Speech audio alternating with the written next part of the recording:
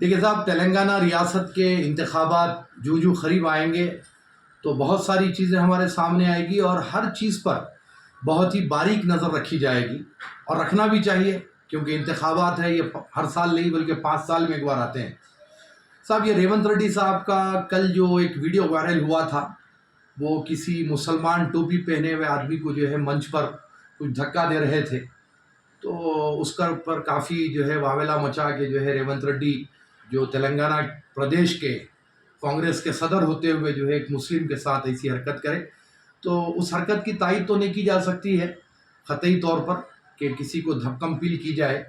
लेकिन एक बात मैं ये कहना चाहता हूँ कि ये जितने भी लोग सियासी मंचों पर, ना तो ये लोग मुसलमानों के रहनुमा हैं, ना ये मुसलमानों की रिप्रेजेंटेटिव है, ना ही ये कोई मज़हब यानी मुस्लिम मज़हब के रहनुमा से इनका कोई ताल्लुक़ है। लेकिन जैसे ही कोई सियासी नेता आता है, किसी भी पार्टी का हो, बीजेपी हो, टीआरएस हो, कांग्रेस हो और कोई भी पार्टी हो, फौरी जो है एक गले में गमछा डाल लिए, टोपी पहन लिए और जो है अपने आप को मुसलमान बताते हुए पहुंच गए। ये तो ऐसे लोग होंगे जो जुमे के दिन भी शायद टोपी पहनते नहीं होंगे, जुमे के दिन भी शायद मस्जिद को जाते भी हैं या नहीं मालूम। तो ये लोग जो है बिल्कुल ही नमूद के नाम के मुसलमान हैं और ऐसे लोगों की तरफ से सारी कौम में शर्मिंदगी होती है, मेरा अपना ये कहना है। तो ये जितने भी ऐसे नाम निहाद मुसलमान जो सियासत में टोपी को इस्तेमाल करते हैं, इनको चाहिए कि ये चीज़ों से परहेज करें और अपनी कौम की इज्जत को पामाल होने से बचाएं।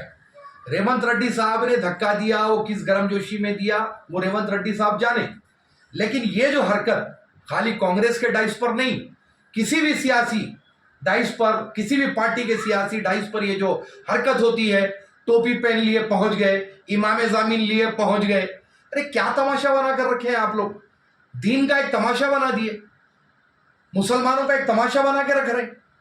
आपको अपनी सियासी रोटियां सेकना है, आप सेक लो जनाब, आप अपनी जात के ऊपर सेको।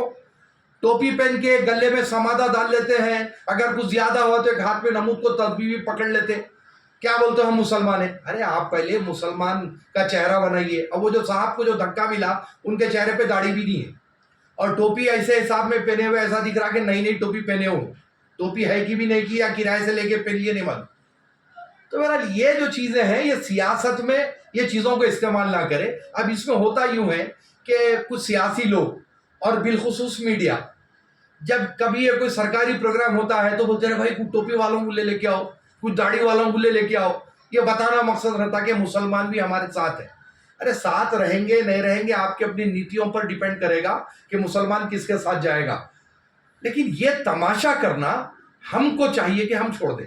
हम मुसलमानों को चाहिए कि ऐसे तमाशे क़तई तौर पे ना करें। हम ये तमाशों की तरफ से मुसलमान रुस्वा होता है, मुस्लिम कौम सारी की सारी रुस्वा होती है।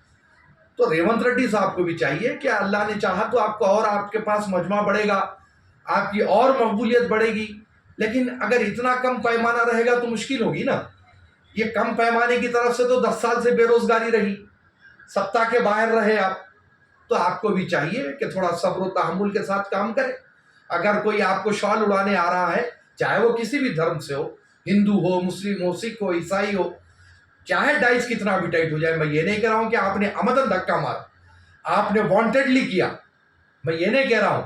लेकिन इन हालात में भी अपने जज्बात को काबू में रखना, उसी को ही लीडर कहते हैं। थोड़ी सी पब्लिक में आप बिचक जाए और अपने जज्बात को काबू ना रखें तो भी लीडर कहेगा।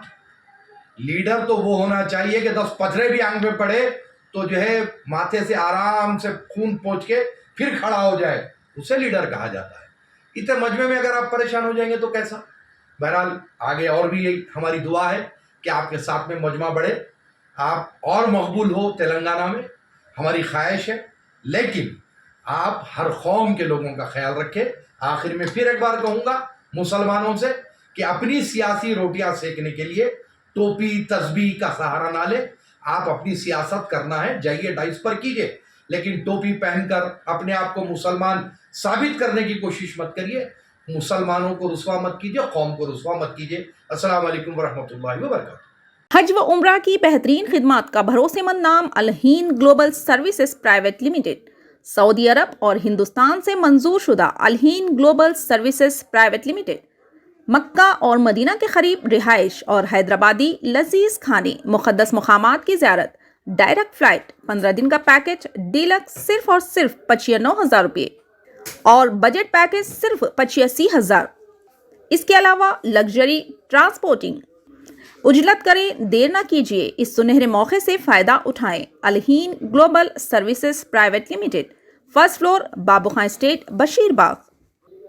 मज़ीद जानकारी के लिए 9949940160 या फिर 04048549586 पर भी रब्ता कर सकते हैं।